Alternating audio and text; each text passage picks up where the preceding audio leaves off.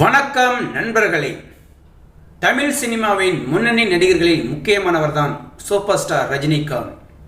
K Balachander இயக்கத்தில் அபூர்வ ராகங்கள் என்ற படத்தின் மூலம் தமிழ் சினிமாவில் அறிமுகமான இவர் அந்த படத்தில் நடிகர் கமலஹாசனுடன் இணைந்து நடித்திருப்பார்.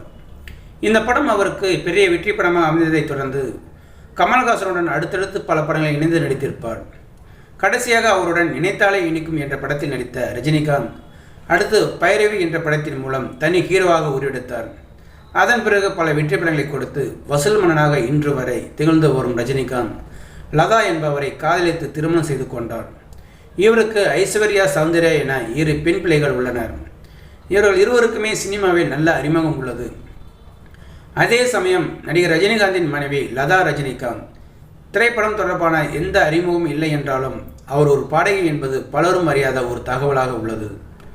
கமலஹாசன் நடிப்பில் 1981ஆம் ஆண்டு வெளியான டிக் டிக் டிக் படத்தின் மூலம் பாடகியாக அறிமுகமாகியுள்ள லதா ரஜினிகாந்த் அந்த படத்தில் நேற்று இந்த நேரம் ஆற்றங்கரை ஓரம் என்ற பாடலை பாடியிருப்பார்.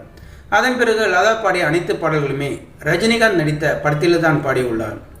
குறிப்பாக ரஜினிகாந்த் சிறப்பு தொடரில் நடித்திருந்த அன்புள்ள ரஜினிகாந்த் படத்தில் பெரிய ஹிட் பாடலாக இடம்பெற்றிருந்த கடவுள் உள்ளமே ஓர் கருணை இல்லமே, கடவுள் உள்ளமே ஓர் கருணை இல்லமே, அடைக்கலம் கொடுத்தவன் அருளை பாடுவோம், தந்தை இல்லை தாயும் இல்லை தெய்வம் இன்றி யாரும் இல்லை, தந்தை இல்லை தாயும் இல்லை தெய்வமின்றி யாரும் இல்லை, கடவுள் உள்ளமே ஓர் கருணை இல்லமே, கடவுள் உள்ளமே ஓர் கருணை இல்லமே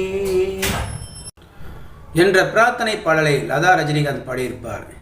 இளையராஜா இசையமைத்திருந்த இந்த படத்தில் கவிஞர் வாலி 3 பாடல்கள் எழுதியிருப்பார். அதில் ஒரு பிரார்த்தனை பாடல் தான் கடவுள் உள்ளமே ஓ கருணை இல்லமே என்ற பாடல். இந்த பாடல் இன்று வரை ரசிகர் மத்தியில் நல்ல வரவேற்பு பெற்று வருகின்றன.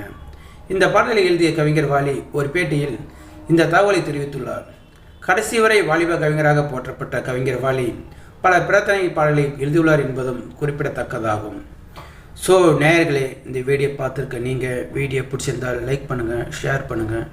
வீடியோ பற்றின கருத்துக்களை கமெண்ட் பாக்ஸில் கமெண்ட் பண்ணுங்கள். அப்படியே பக்கத்தில் இருக்கிற பெல் சிம்லையும் கிளிக் பண்ணுங்கள். அப்போ தான் நான் போடுற வீடியோ அடிக்கடி வந்து ரீச் ஆகும். மறக்காமல் சேனலை சப்ஸ்கிரைப் பண்ணுங்கள். தேங்க்யூ, வணக்கம்.